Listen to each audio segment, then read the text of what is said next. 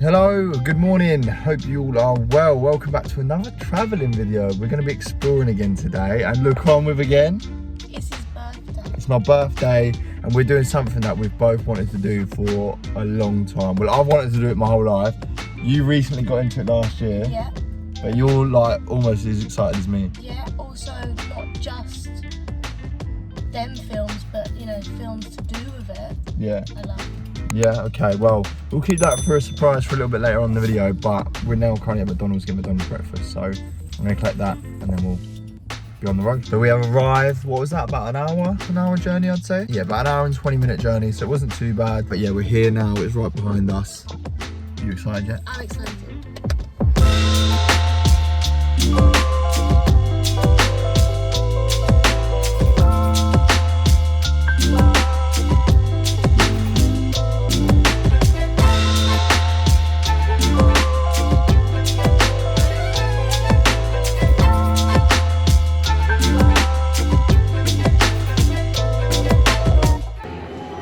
Loving the wallpaper.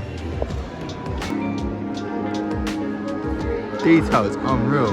Couple of food places, carpet as well. What's your first impressions of it? Mad.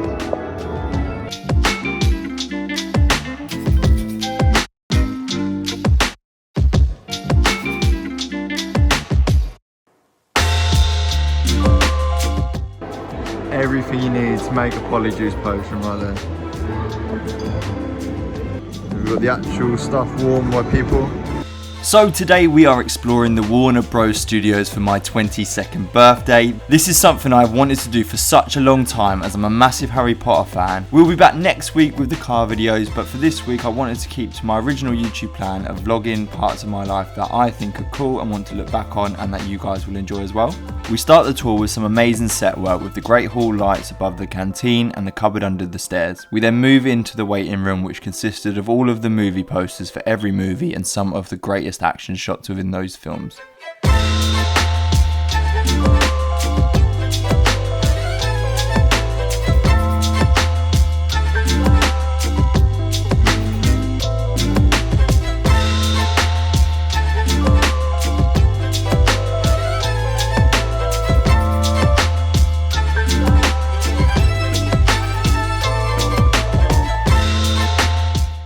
The next part of the tour is probably the most surreal part for any Harry Potter fan, and that is the walk into the Great Hall. This set was by far the most relatable to the films, from the stone floor to the props and the outfits dotted around the place. We explored each of the house's areas, which contained things like Ravenclaw's diadem.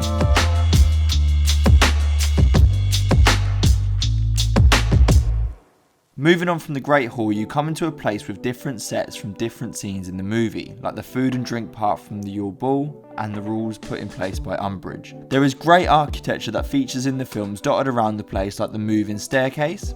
The one thing that shocked us was just how small the Gryffindor dorm was compared to how it looked in the movies. So we're on the set, we were just in the Great Hall. Yeah. Great Hall was cool, wasn't it? It was very cool. She saw the actual like costume that Robert Pattinson wore.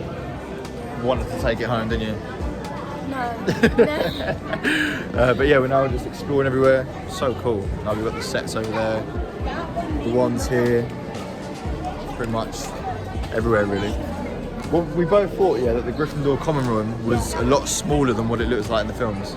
Yeah, it looked a lot bigger in the films, but maybe that's because the actors were very small.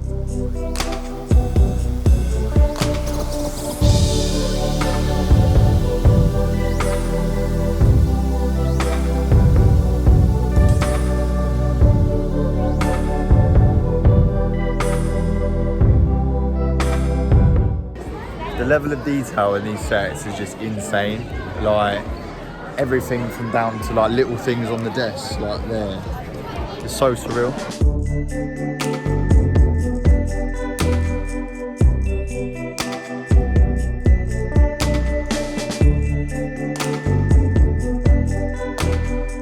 The first Deathly Hallow that we've seen. Invisibility cloak.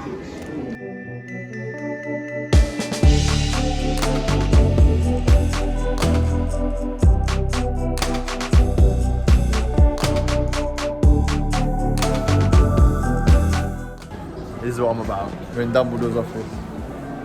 All Probably one of my favourite characters in the whole of the series. All of the paintings as well. In Dumbledore's office, there was stuff packed around the place, and everywhere you looked there was a hidden gem from the movies, including Fawkes the Phoenix, the Sword of Gryffindor, and the Tower of Memories created by Dumbledore himself.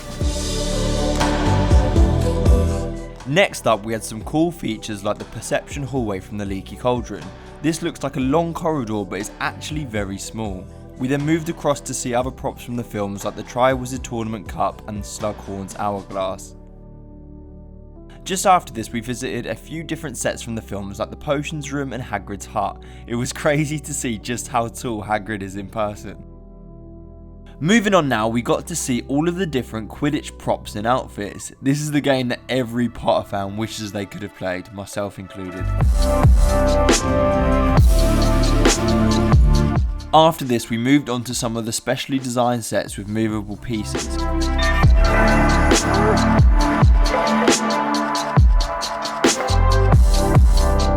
When looking around, there were also some great interactive sets like the Burrow's living space, showcasing Molly's cooking and cleaning spells.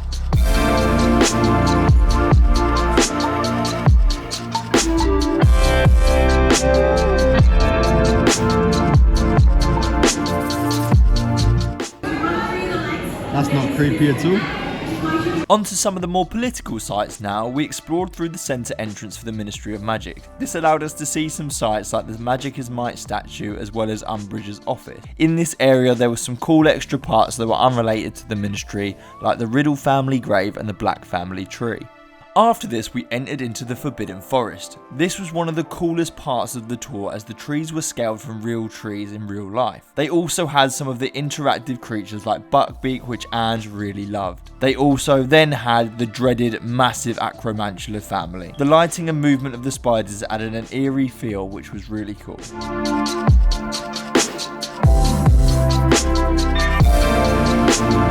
how did you find the forest? Yeah, it was Did you like the spiders? No, but what are you doing though if they were real and they're coming at you? Run. Running? I'm shook, man. I'm gone. But yeah, we're at the train now, so we're gonna go check this out. But yeah, I'm impressed so far. I'm gonna put a photo of you doing that. I'm gonna get on it too. Found the wands, but they're not the character wands. We're going on the Hogwarts Express.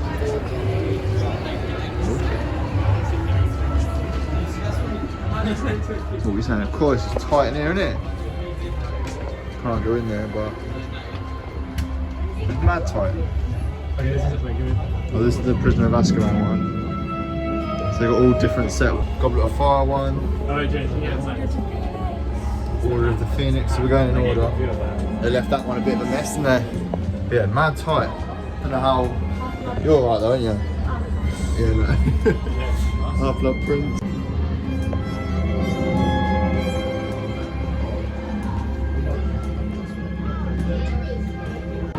That was cool, very tight though.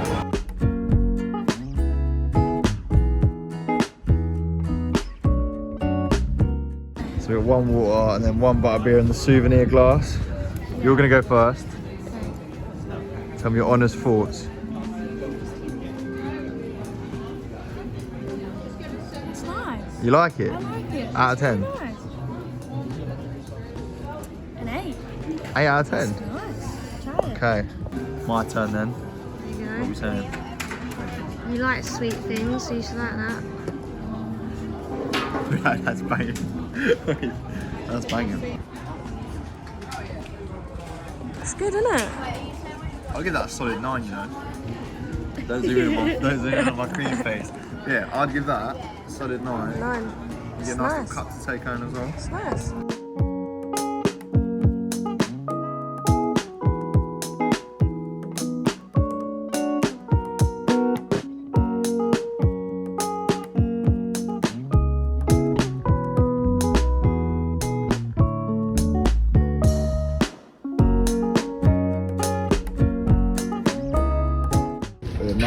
Imagine running down here on your fist. You look so tidy compared to it.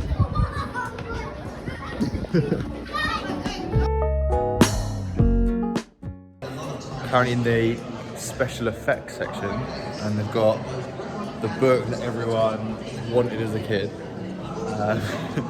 And how they made everything. So you got that Warwick Davis up there.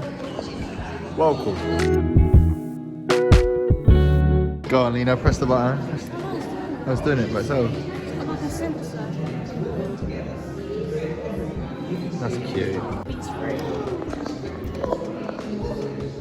No, what are you doing?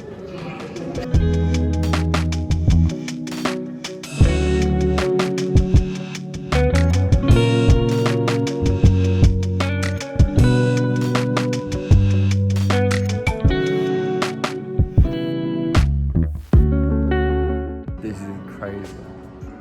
This is probably like the most modern part. It's modern, but it's huge. Chandelier. Man.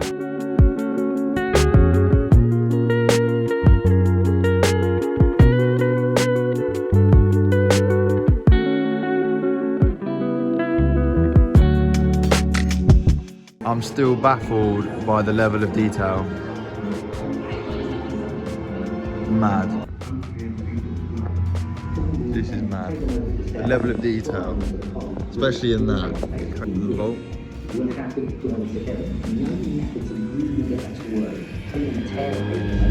Whoa, I didn't even notice that. We're in the vaults now.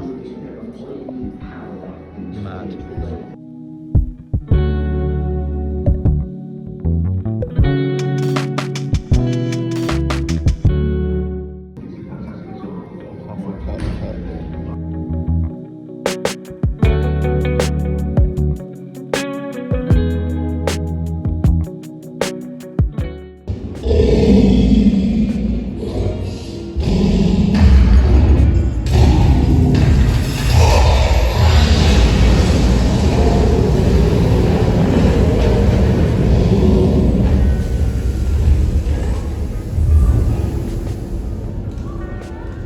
You know where we're going. I know where we're going. So this was the part of the tour where we got to walk through the famous Diagon Alley. It was actually surreal seeing all of the different shops. From Ollivander's to the Weasley shop, it showed the outside of each set from the movie.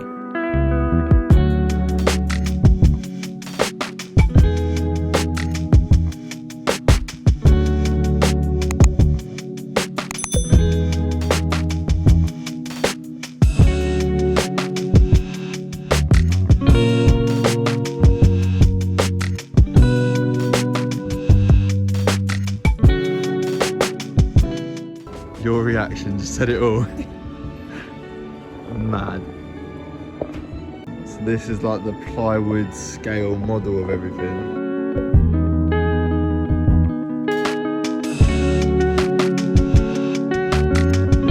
The sheer size of this, and detail as well, unreal. So much art.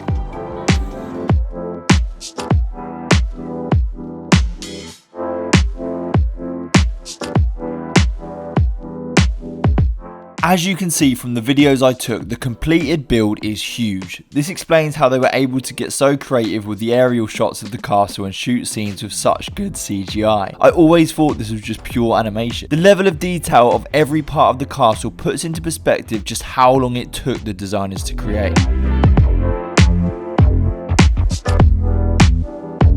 Moving on from Hogwarts Castle, we enter a room which is stacked floor to ceiling in wand boxes. Upon closer inspection, you realise that this is every person who starred in the Harry Potter movies. And the final part of our tour was the shop, filled with everything you could ask for from the franchise, although I was a little disappointed they didn't sell a potions book.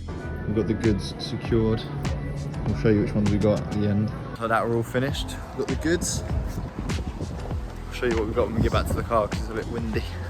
But yeah, I really enjoyed it. She really enjoyed it. I really enjoyed it. Yeah.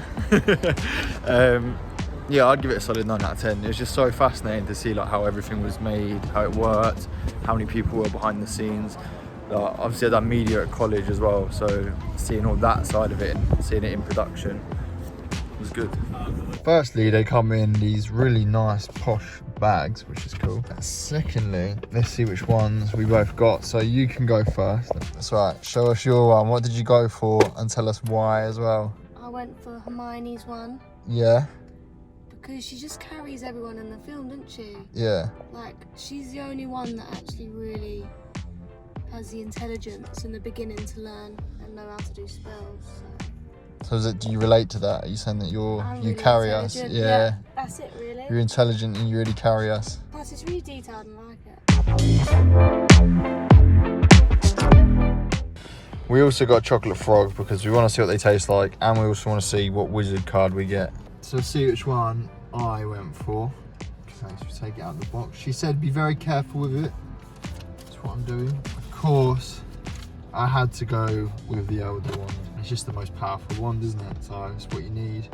I feel like if we went to like Universal and they like let you choose your wand and whatever, I think I'd get like a normal one, but for one where you choose it yourself, you've got to pick the older one. You know, you've got to be the most powerful. And the detail as well, it is just one of the most detailed. It's quite heavy as well, good weight to it. So we're gonna open the chocolate frog. So this is what it looks like. Frog-shaped milk chocolate, 150 grams. Quite a lot of grams that is. And here it is. The chocolate frog. It's just It's quite heavy, you know. frog. It's quite heavy. Did we not get a card in there or anything? We did. Do you want to see the card, what we got? I would love to. Paralysis. I'm shit with names, so whoever that is. No, he was a renowned 16th century physician, alchemist and surgeon. So he used to create potions and stuff. Okay, maybe he's quite cool. What should I go for? Should I go for one of his feet? Just, yeah, everyone has feet. Oh, It's so hard. just tastes like chocolate, right? Just milk chocolate.